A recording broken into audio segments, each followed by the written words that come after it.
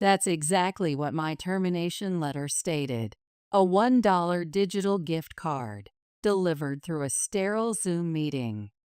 After 30 years of dedication to Wilson Technologies, this was my severance, a digital pittance that felt more like a slap in the face than a goodbye.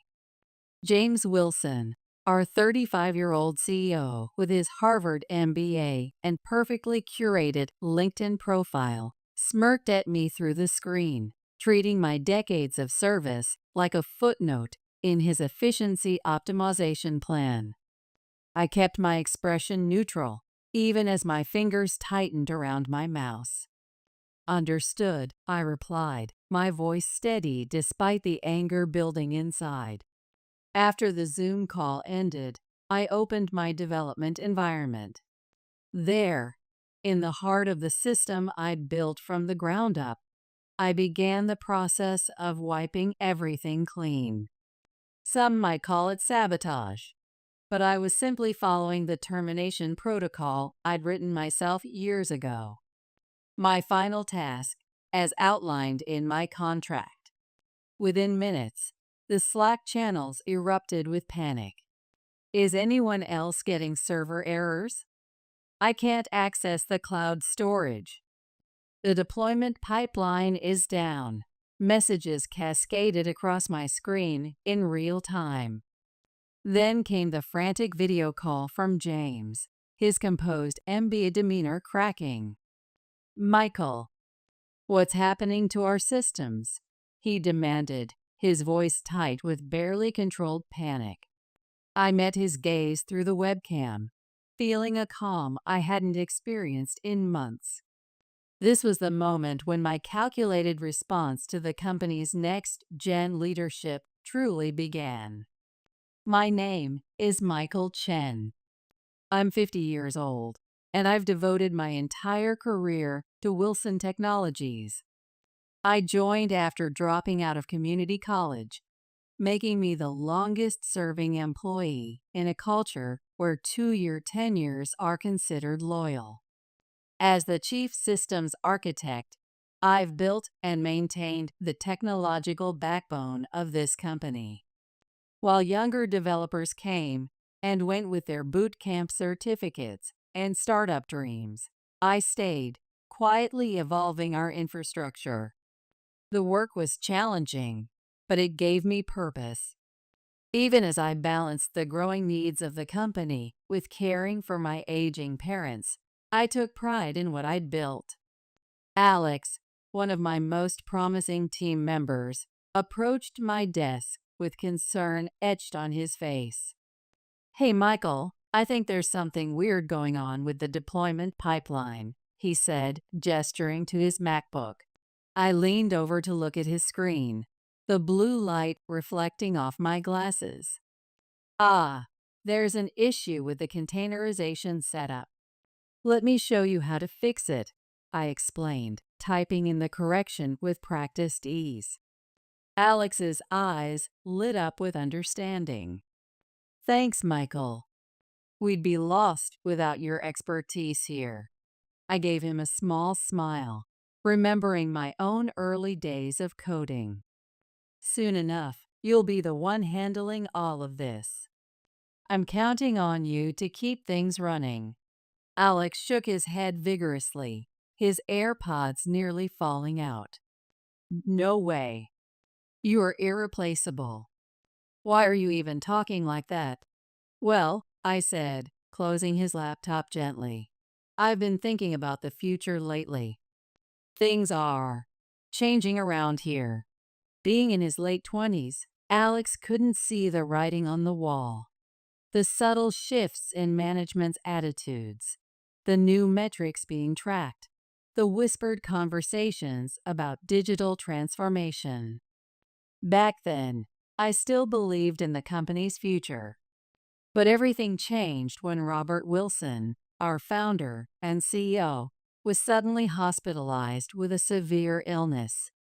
His condition deteriorated rapidly, leaving no chance for a gradual transition.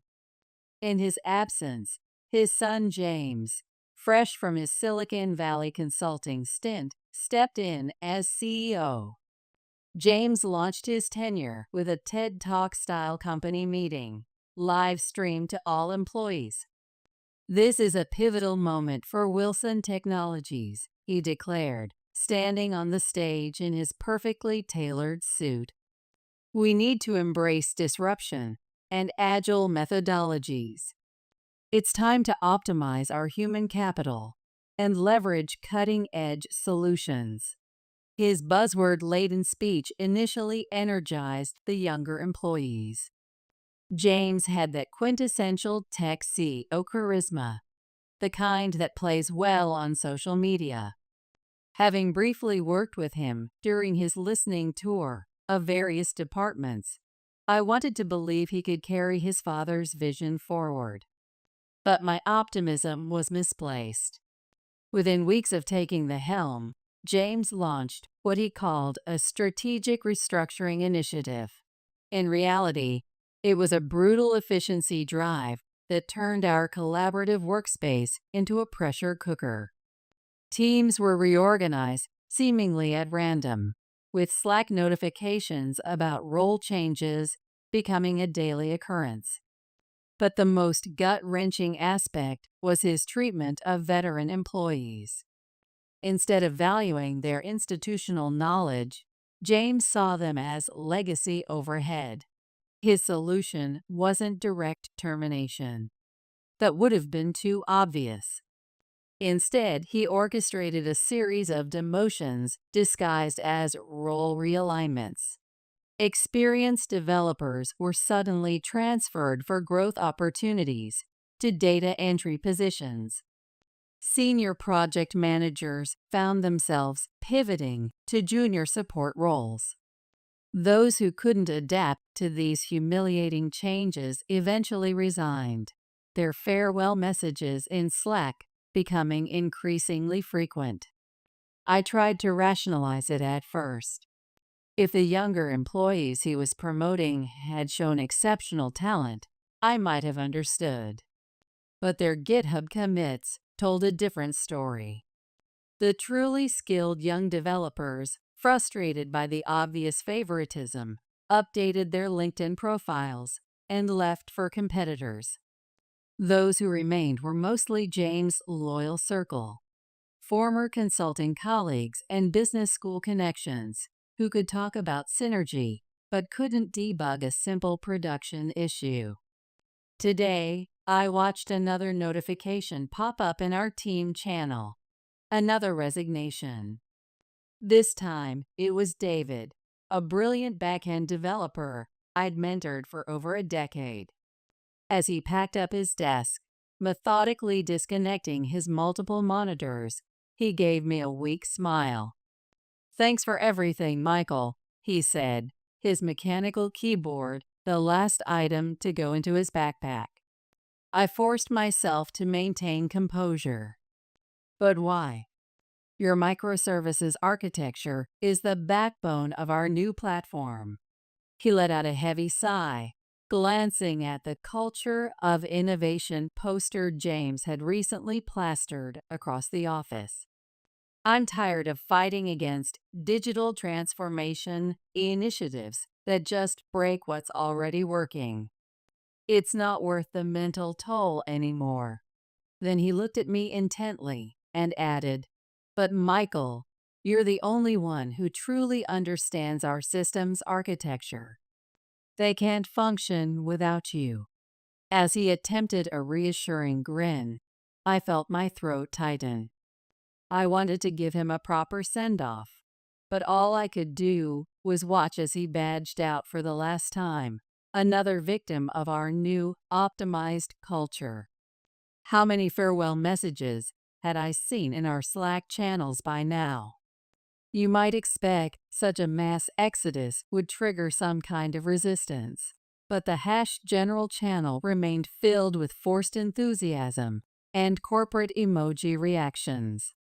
One by one, our most talented engineers left, leaving behind those too overworked to update their resumes, too resigned to fight back, or too loyal to James' vision. I was among the stubborn ones, still believing in the infrastructure I'd built. But the company's decline was unmistakable.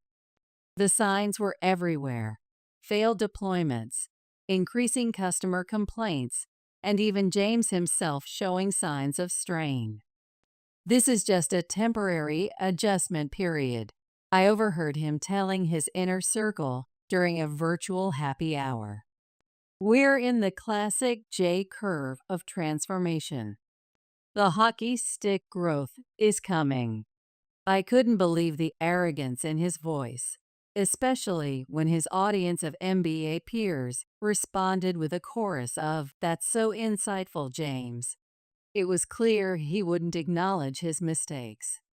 Frustrated, I returned to my monitor array in the systems management room, where Alex was waiting. "Michael, heads up," he said, his face concerned. "James is doing a systems audit today. He's been poking around different departments with his efficiency consultants." My stomach tightened. "What?" Alex continued, lowering his voice in our open office. "Word is, after all the team optimizations, he's now looking to cut costs in our infrastructure. They're talking about moving everything to some trendy new cloud platform." I sighed, minimizing my terminal windows. "There's not much we can do, Alex. James has a pattern of making cuts where they hurt most.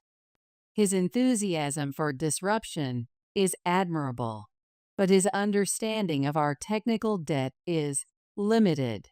Shortly after, James arrived with his entourage of consultants, all carrying identical MacBooks with startup stickers. He scanned our monitors with the same expression he used when evaluating the office coffee machine for cost cutting. "Isn't the AC working a bit too hard in here?" he asked abruptly, adjusting his Patagonia vest. "Our carbon footprint metrics are concerning." I kept my voice professional.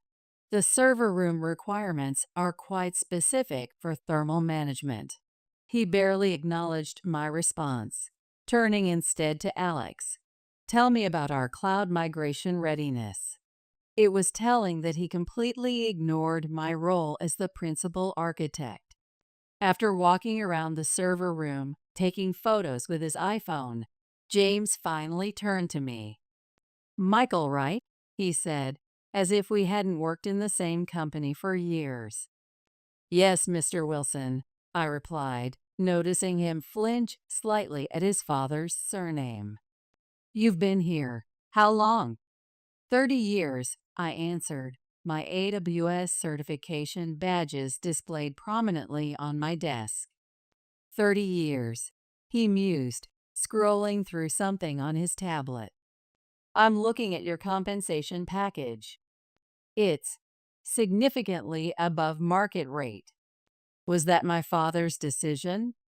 "Yes, it was," I replied firmly, feeling my jaw tighten. He glanced at Alex's workstation. "And Alex here is managing deployments now too, correct?"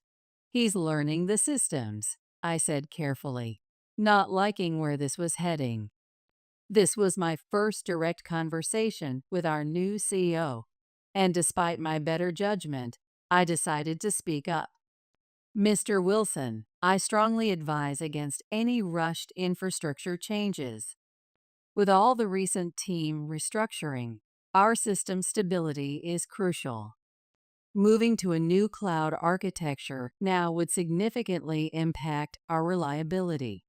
James' perfectly groomed eyebrows furrowed. "That's not your decision to make," he snapped, his carefully cultivated CO persona cracking. I fell silent, surprised by his sudden hostility. His expression was something I'd never seen in our virtual meetings: raw contempt. "A systems architect questioning the CEO's technical strategy?" he sneered. "Know your place in the org chart." "I apologize," I said quietly, thinking of the system I'd built while he was still in high school. He smirked, adjusting his Apple Watch. "You're the architect, right, Michael? Don't worry, I'll think about our infrastructure strategy thoroughly." His tone dripped with condescension as he guided his consultants out. Once they were gone, Alex let out a long breath. "That was intense, Michael, but you handled it well." I shook my head, closing my terminal windows. "Sorry, Alex. I didn't mean to create tension." "No, you're right," he said quickly. "Your concerns are valid, but James, he's not interested in technical reality." "What's his real agenda?" "Nothing good for the engineering team," I replied, starting to back up certain critical configuration files. Alex and I sat in silence, the hum of servers our only companion. After that interaction, we knew we needed to have a serious discussion about contingency plans. The writing on the wall was now impossible to ignore. A calendar invite appeared in my inbox. Strategic Resource Discussion with James Wilson. When I joined the Zoom call, James' practiced smile filled my screen. "Michael, thank you for your contributions over the years," he began, his background a carefully curated bookshelf. Then came the words I'd been expecting. "We've decided to terminate your position." I stared at his pixelated image. "Could you repeat that?" "It's not personal," he said with that same polished smile. "It's strategic realignment." He shared his screen to show a PDF document. "Your severance package." The file opened to reveal a $1 digital gift card to a major coffee chain. Something about the digital delivery made it even more insulting than a physical dime would have been. Why not a proper bank transfer? "Mr. Wilson, this isn't appropriate, even as some kind of tech-savvy joke," I said, my voice tight with controlled anger. "Oh, it's no joke," he replied smoothly. He shared another screen, a scanned document I recognized immediately. It was my employment contract from 30 years ago when I first joined the company. James zoomed in on a specific section. "Take a look here," he said with obvious satisfaction. "Your severance is listed as a digital compensation equivalent to $1. My eyes widened. Next to the standard severance clause, someone had clearly edited the digital document to include this absurd provision. The font didn't even match the original text. James highlighted the modified section with his cursor. "See? I didn't add this. It was already there in our digital records." "Interesting, isn't it? And you digitally signed this contract, didn't you?" I started to object, but he cut me off. "This is all according to protocol," he said firmly. "Clean up your Git repositories and transfer access. It's all in the termination checklist I just shared." His expression made it clear that any argument would be futile. I realized I'd probably been targeted ever since that systems audit.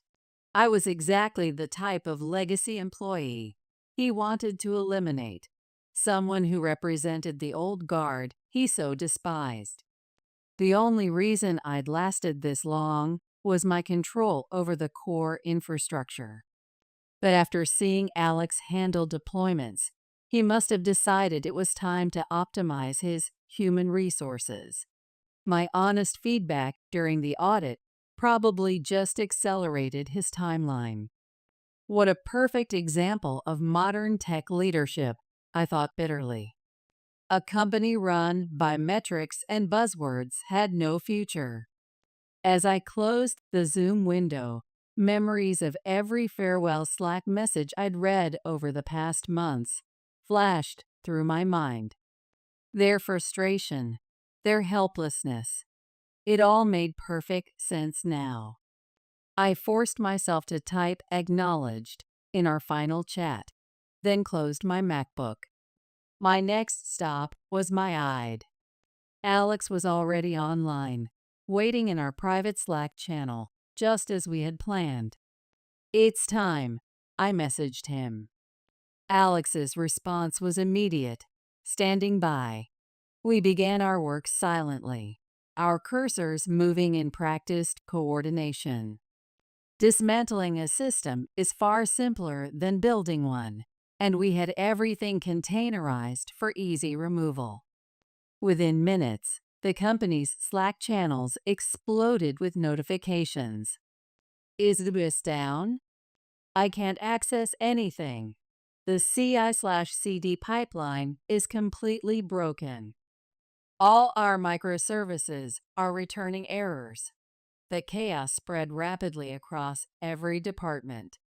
Through the office's glass walls, I could see people frantically typing on their keyboards, confused by the sudden technical apocalypse. James' emergency video call came through exactly as we predicted. His face appeared on my screen, pale and panicked. "Michael," he shouted, his carefully maintained CEO composure shattered. "What have you done?" I looked directly into my webcam, feeling surprisingly calm. "I followed the termination protocol exactly as specified, Mr. Wilson," I replied. "What protocol?" "Your access credentials? Why is our entire infrastructure offline? Since the system architecture was personally licensed, I've removed it according to the termination agreement. I'm simply cleaning up my contributions to the company," I explained. "What are you talking about?" he demanded, his voice cracking. I pulled up the same contract he had so proudly displayed earlier, sharing my screen. "It's documented right here," I said, zooming in on a specific clause. "The core system architecture remains under personal license, with the salary structure covering ongoing usage rights. The agreement states that all licensed components will be returned upon termination. This has been in our Git repository for 3 decades."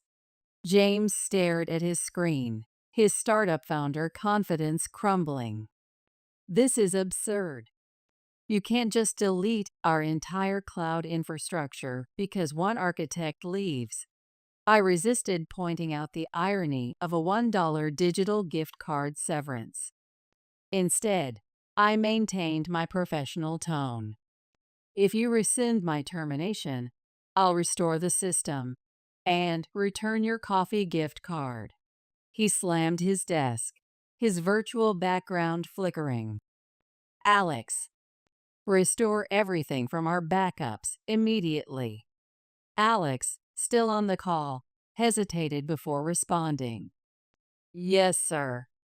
I'll start the recovery process. But with our current architecture, it might take some time. I don't care how long it takes." "Just fix it," James snapped, his voice distorting through his AirPods. After exchanging a knowing look with Alex through our private Slack channel, I decided it was time to log off. I closed my development environment one last time, leaving behind the virtual workspace where I had spent so much of my career. My mind was clear, focused on the next phase of our plan. I was reviewing some personal projects when my phone lit up with Wilson Technologies' number. James's voice came through, sounding exhausted. "Michael," he said, dropping the CEO tone, "we're in serious trouble. Alex can't restore the systems, and we've lost a week of productivity, including all our cloud services." I could hear the desperation he was trying to hide. His Silicon Valley confidence had evaporated. "How is that my concern?" I asked, suppressing a smile. "Let's make a deal. We'll buy the system architecture. $100,000. No, $200,000. I couldn't help but laugh. Mr. Wilson, you clearly don't understand enterprise software valuation. That wouldn't cover a month of development costs. What do you mean? Then what's your price? $1 million, I stated flatly. 1 million? His voice cracked like a failing deployment. Yes, 1 million, I confirmed, checking my system monitoring dashboard. And honestly, you're getting a bargain. The entire infrastructure, including all microservices and deployment pipelines, is worth far more. This is extortion, he exploded. That's more than your entire severance package, which, as you recently demonstrated, was a $1 gift card, I replied dryly. Seeing he wasn't grasping the situation, I dropped my professional demeanor. Mr. Wilson, I'm serious. Without that $1 million, you won't get the system back, and I won't help Alex restore it either. There was a long pause, filled only with the sound of his agitated breathing. When he spoke again, his voice was ice cold. Absolutely not. I refuse to give in to this ridiculous demand. How dare you ask for such an outrageous sum after all this company has done for you? The call ended abruptly. I set down my phone, feeling more resigned than triumphant. His response confirmed everything about his inability to lead. I opened my laptop and began composing an email that would set the final phase of our plan in motion. Shouting echoed through the office's Zoom call. James, now the former CEO, was virtually facing his father, Robert Wilson. Though Robert wasn't fully recovered, his commanding presence filled even the video call. From my own home office, I watched the meeting unfold with a mixture of vindication and sadness. Why am I being removed as CEO? James demanded, his virtual background glitching with his movements. I'm not removing you, Robert replied firmly from his home recovery room. I'm demoting you to a regular developer position. You need to learn this business from the ground up. James looked appalled, his perfectly curated LinkedIn profile about to need serious updating. Me, a former CEO, coding like a bootcamp graduate. This is humiliating. Robert's voice cut through the video call, making James visibly flinch. Humiliating? Robert thundered, his recovery room setup somehow amplifying his authority.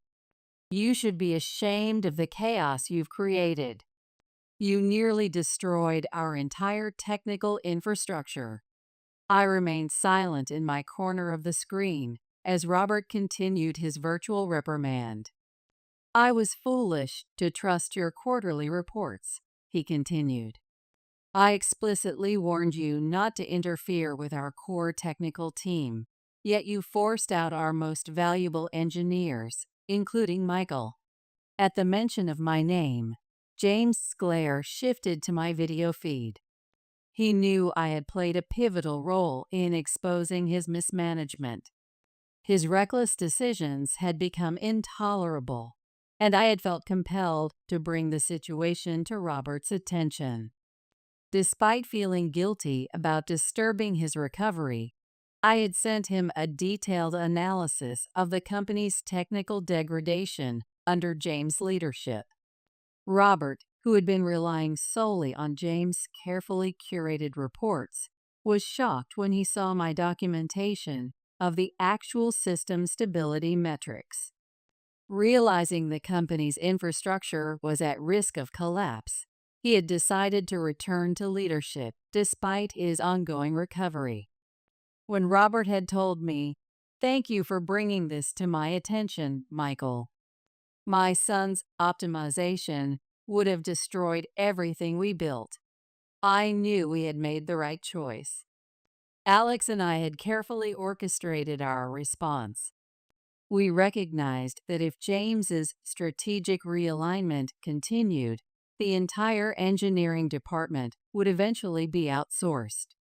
So we demonstrated exactly how critical our internal infrastructure was by making it temporarily inaccessible. It was the only form of resistance available to our engineering team. As expected, the chaos that followed the system shutdown was massive. James couldn't handle the technical crisis, and even his MBA network began questioning his leadership. For the first time, our remaining engineers spoke up openly on Slack. We need Robert back. This digital transformation is destroying our platform. The criticism grew until James faced the board over video conference. Their assessment was brutal but accurate. They condemned his treatment of senior engineers, his mishandling of technical layoffs, and the catastrophic system failure. During the virtual board meeting, the topic of my system architecture came up repeatedly. One board member, a veteran CTO, pointed out, $1 million for a fully developed, production-tested infrastructure is an incredible bargain. Why didn't our CEO secure this asset? Building a new system from scratch would cost tens of millions and years of development time. Hearing their technical assessment validated the countless nights I'd spent building and maintaining our platform. After the board's decision, James sat in his home office, his perfectly crafted CEO image now visibly crumbling during the video call with Robert. "I'm sorry," he muttered reluctantly, glancing at my video feed. His apology rang hollow, his resentment still evident in every pixel. I kept my response professional, acknowledged. Robert, watching our interaction through the call, turned to me. "Michael, I truly apologize for this entire situation. Would you consider returning to the company?" His sincerity was clear, even through the digital medium. I smiled into my webcam. "Yes, I'll come back, as long as you're leading the technical vision." "Thank you," Robert replied, visible relief spreading across his face. Then he asked, should we process the $1 million payment for the system architecture? "That won't be necessary," I responded. "The company has already given me something far more valuable, a chance to build something meaningful." Robert laughed warmly, and I joined in. James, in his video thumbnail, stared at us with confusion, his startup metrics and KPIs unable to quantify this moment. Later, in a private Slack channel, Alex messaged me, "I'm so glad everything worked out, Michael. I was really nervous about our backup malfunction. You went through quite an ordeal." "You took some risks too, Alex," I replied. "Those weekend emergency response sessions must have been stressful." Alex sent back a smiling emoji. "If it means protecting our engineering culture, I'd do it again." Besides, all I really did was run some very convincing error simulations. I laughed and typed back, "Your system recovery failure performance was perfect. It was key to this whole resolution." Alex sent another message. James was unbelievable, though. A $1 digital gift card and doctored contract metadata. That's next level toxic. I paused before typing my response. "Actually, there's something you should know. That digital contract modification, I was the one who added it." "What?" Alex's surprised emoji popped up instantly. "What do you mean?" I smiled at my screen, ready to share a story I'd never told anyone. "Let me tell you about my younger self and how I ended up here. Back in high school, I was the quintessential computer nerd. I couldn't fit into the typical social circles, so I retreated into code. My room became my sanctuary, filled with monitors and the constant hum of computers. I spent countless hours developing my own programs, building systems from scratch. One day, Robert Wilson, who knew my father from the local tech community, discovered my personal projects. He saw potential in my obsession with systems architecture and offered me a position at his growing startup. For someone who had spent years hiding behind screens, his belief in my abilities was life-changing. He didn't just offer me a job, he offered me a salary that was unprecedented for a community college dropout. Robert's faith gave me a chance to step out of my self-imposed isolation.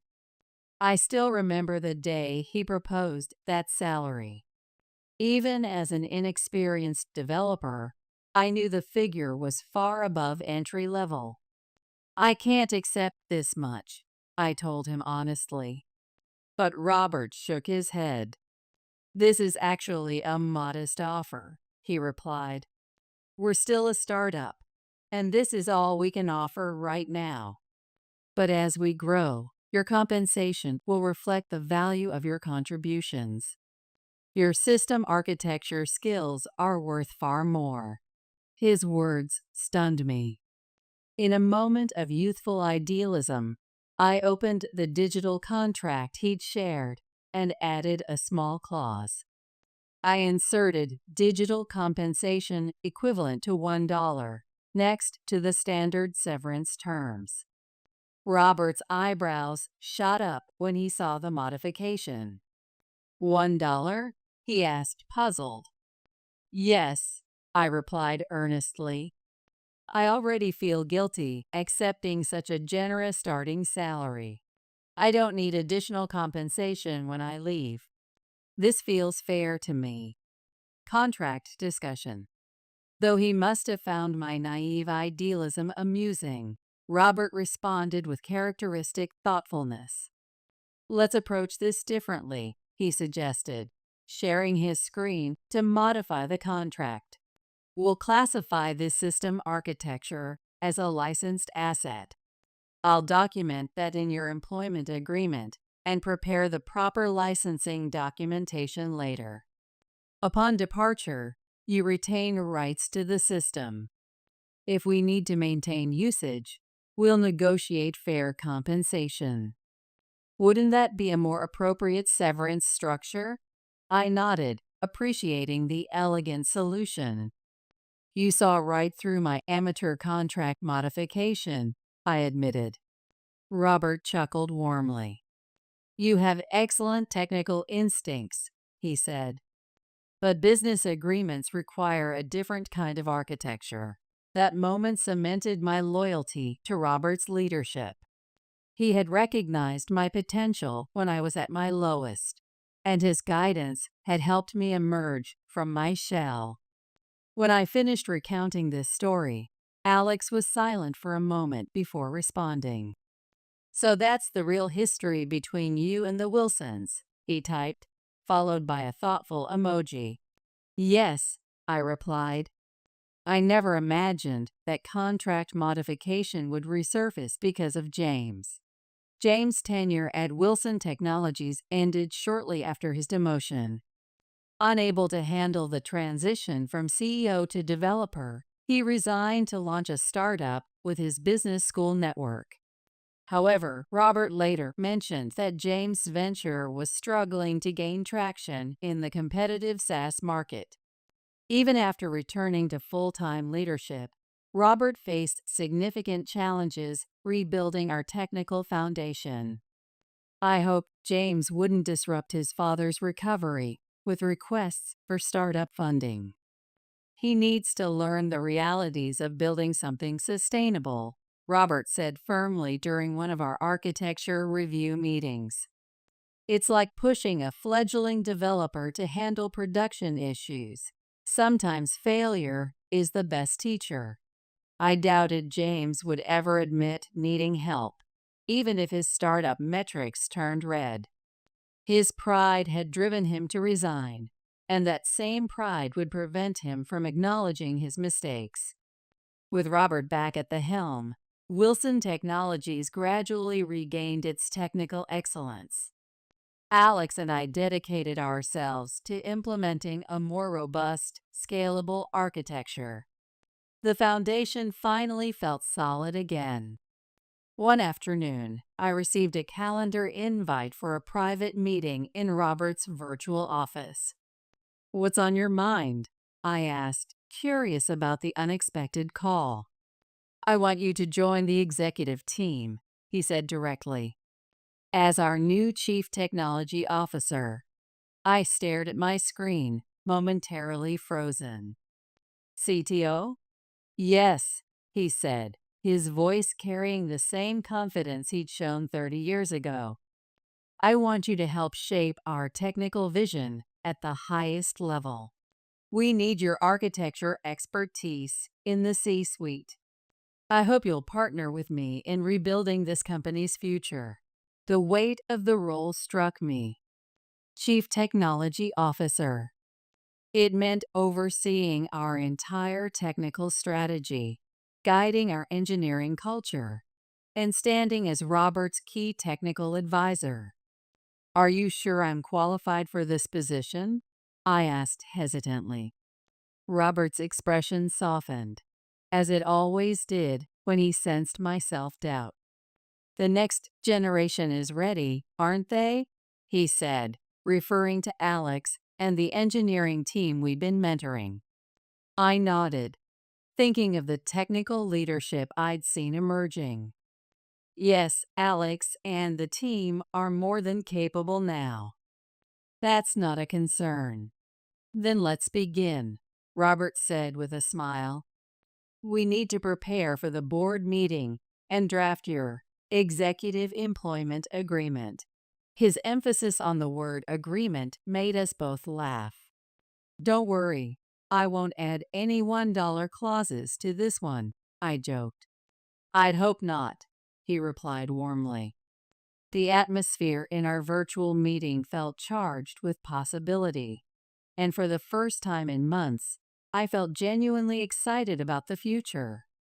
As I closed the video call, a thought occurred to me. Could I, as CTO, help rebuild the engineering team we'd lost? The idea filled me with purpose. I was grateful I'd fought to preserve our technical integrity, even when facing seemingly impossible odds. This company had given me more than just a career. It had provided a platform to create, to mentor, and to grow beyond my introverted beginnings. It had become more than just an employer. It was a community that connected past and present engineers, building toward a shared vision. As I opened my development environment to start sketching out our new technical roadmap, I felt energized by the challenges ahead. For the first time in my career, I wasn't just maintaining systems. I was helping shape the future of technology itself.